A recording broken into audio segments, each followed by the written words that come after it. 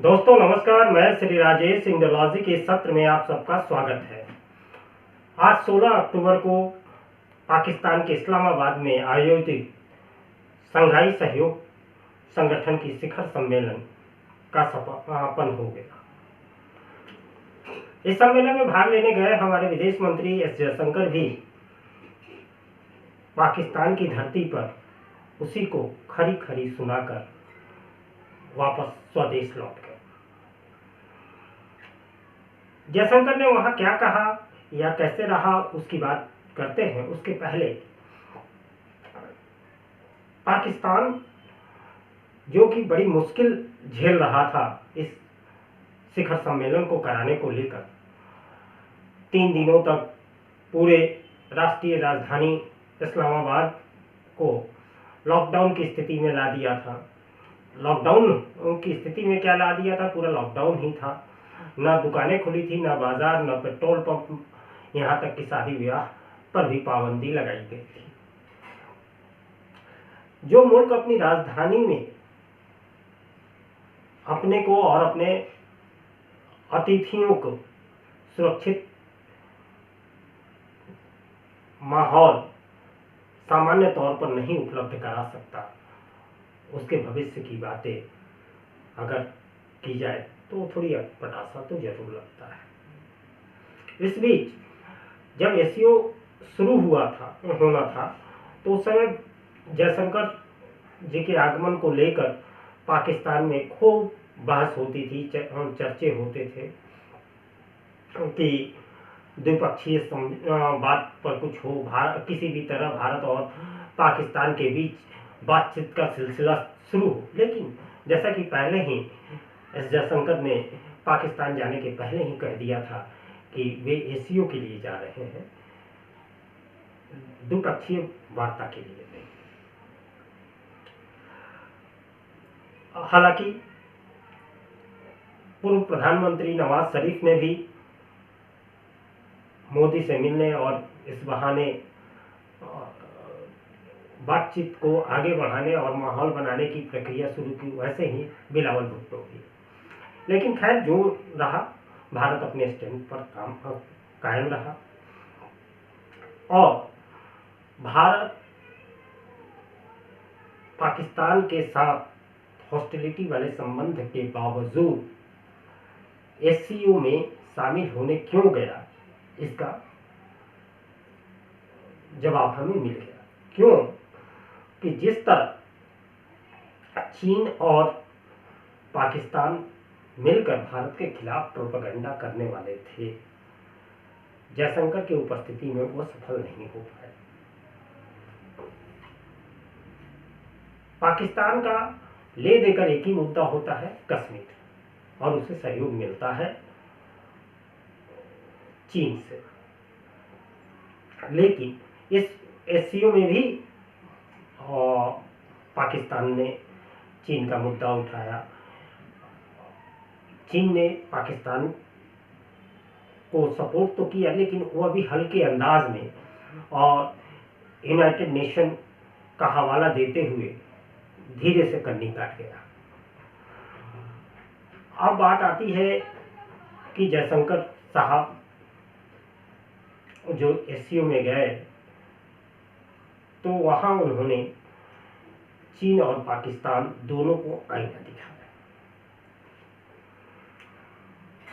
और बगैर किसी एक देश का नाम लिए बगैर, किसी देश का नाम लिए बगैर, चाहे पाकिस्तान या चीन, लेकिन उन्होंने साफ साफ कहा कि भरोसे के बगैर कुछ नहीं होता।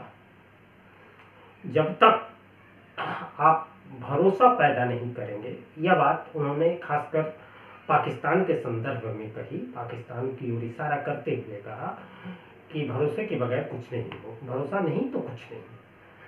चूंकि पाकिस्तान हमेशा भारत पर द्विपक्षीय वार्ता शुरू करने का दबाव देता रहा है, आग्रह करता रहता है, लेकिन भारत अपनी एक स्पष्ट नीति बना चुका है कि आतंकवाद और बातचीत साथ साथ नहीं चल सकते। तो ऐसे में पाकिस्तान को ये भरोसा पैदा करना होगा, भारत से भरोसा हासिल करना होगा कि वह आतंकवाद के खात्मे के लिए वास्तव में ईमानदार कोशिश कर रहा है। हालांकि बात यह है कि वो करेगा कैसे, न तो उनकी नीयत ईमानदार है न कोशिश है। कोशिश इसलिए भी नहीं है कि जिसको खाद पानी देकर उन्होंने जिस आतंकवाद को पाला पोसा, अब वह उन्हीं के लिए भस्मासुर बन गया है। ऐसी स्थिति में वह चाहकर भी इस आतंकवाद के भस्मासुर को वह नष्ट नहीं कर पा रहे हैं। तो वहीं दूसरी ओर एस जयशंकर ने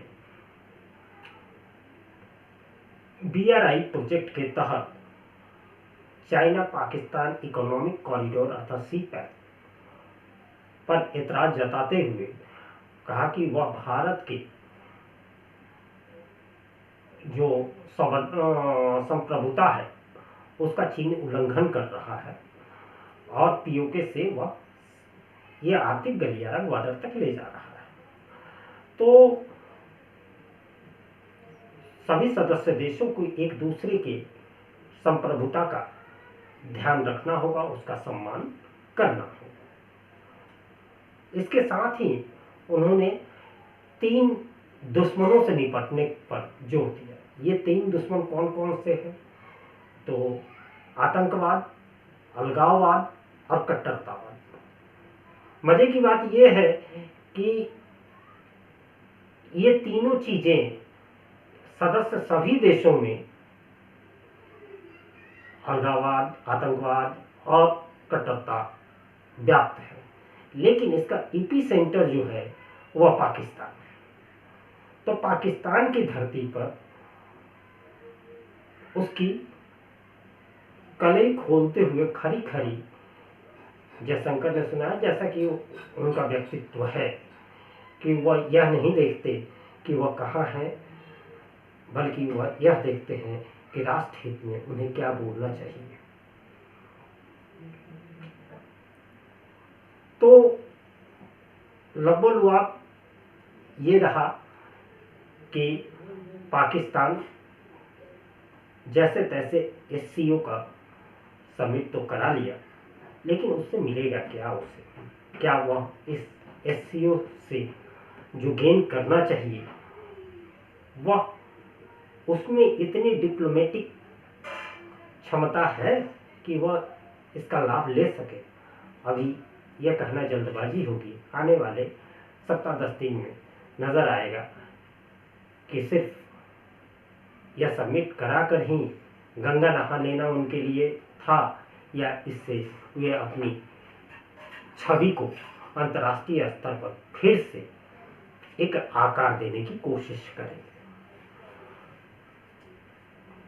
SCO समिट के बाद जो इसका एजेंडा तैयार हुआ, इसका जो डिक्लेरेशन तैयार हुआ, उसमें भारत ने BRI वाले मुद्दे को छोड़कर सब पर अपनी सहमति जताई और BRI वाले मुद्दे को लेकर भारत ने उस पर अपनी असहमति जताई। लेकिन इस पूरे